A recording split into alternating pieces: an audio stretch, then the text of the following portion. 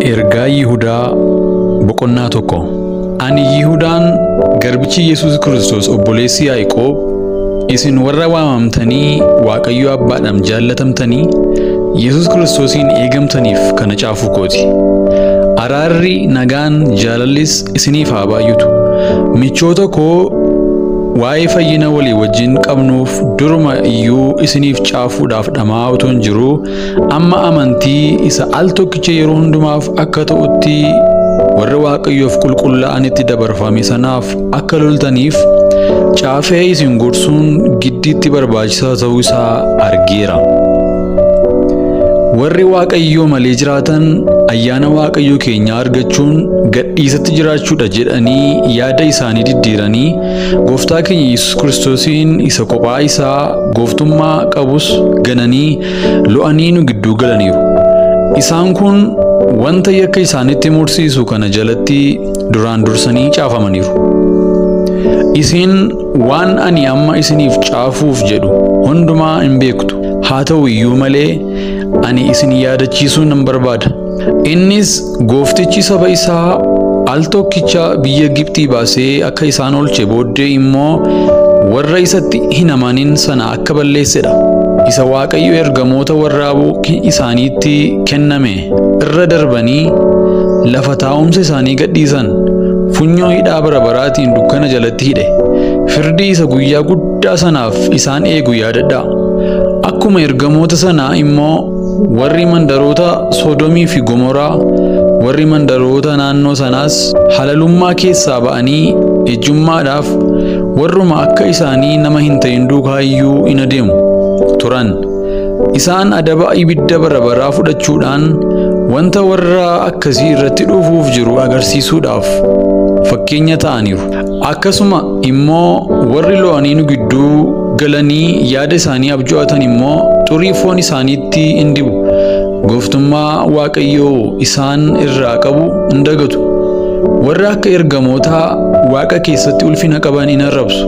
Mikaa'el hangafni ergamootaa iyyuu yeroo reeffa Musee irratti seexanaa wajjin walitti falmanii wal qocolan, Gooftaan sitti haa dheekkamu jedhe malee arrabsee itti faraduudhaaf ija hin jabaanne. Isaan kun garuu waanuma beekuu dadhaban in arrabsu. Wanta akka bineensotaa waa yaadanii gargar hin baafnetti dhageettii uumamaatiin hubataniin immoo hin badu. Isaaniif wayyoo! Isaan karaa Qaayeen irra bu'aniiru. Bu'aadhaaf jedhanii guutummaatti irraa kaachuu Bala'aamitti of gadhiisaniiru. Akkuma qoraayii mormanii Waaqayyo irratti ka'uu isaaniitiinis balleeffamuu isaaniiti. Jarri kun irbaata jaalalaa isa walii wajjin qabdan yeelloo malee isinii wajjin nyaachuun isaanii xurii isinitti hin ta'a. Isaan garaa isaanii duwwaadhaaf yaadu. Isaan akka duumessa bokkaa of keessaa hin qabne isa qilleensaan oofamuuti. Akka muka yeroo ija kennuun isaaf ta'utti ija dhabeeti. Akka muka hundeedhaan buqqa'ee gogee qosoreeti. Akkuma dha'aan galaanaa inni hunkuramaan oomacha baasu, isaanis hojii isaanii isa yellaasisaa akka oomachaatti ol hin baasu. Isaan akka qorsaati.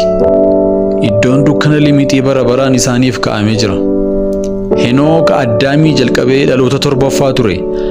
Inni waa'ee isaan kanaa immoo raajii dubbatee, kunoo gooftichi 1000 qulqulloota isaa wajjin dhufaa.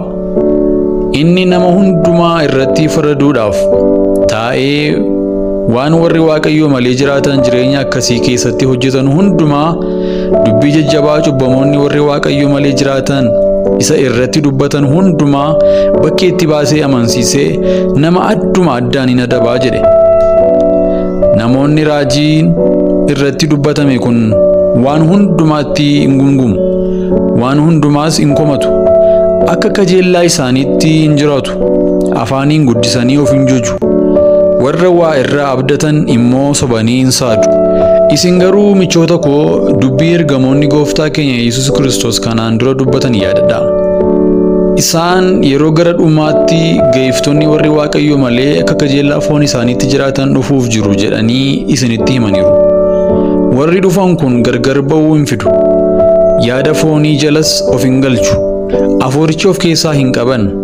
Isin garuu michoota koo amantii keessan isa hundumaa caalaa qulqulluu irratti dhaabamaatii cimaa. Hafuura qulqulluudhaan gaggeeffamaatii kadhadhaa. Jaalala Waaqayyoo keessatti of eegaa. Araara ittiin Gooftaa keenya Yesuus Kiristoos jireenya bara baraatti isin geessu eeggadhaa. Warra maman gara laafinaa agarsiisaa. Warra kaan ibidda keessaa butaatii oolchaa. Warra kaan immoo uffata isa cubbuu foon isaaniitiin xuraa'e iyyuu jibbuudhaan ofii keessaniifis sodaachuudhaan gara laafina agarsiisaa. Isin akka hin gufannetti Waaqayyoo isin eeguu mudaa malee gammachuudhaan ulfina isaa dura isin dhaabbachiisuu hin danda'a. Waaqayyo Fayyisaa keenya isa tokkichaaf karaa Gooftaa keenya Yesuus Kiristoos ulfinni guddinni aangoon gooftummaanis lakka'amu bara fuula duraa jalqabee ammas bara baraan haa ta'u. Ameen.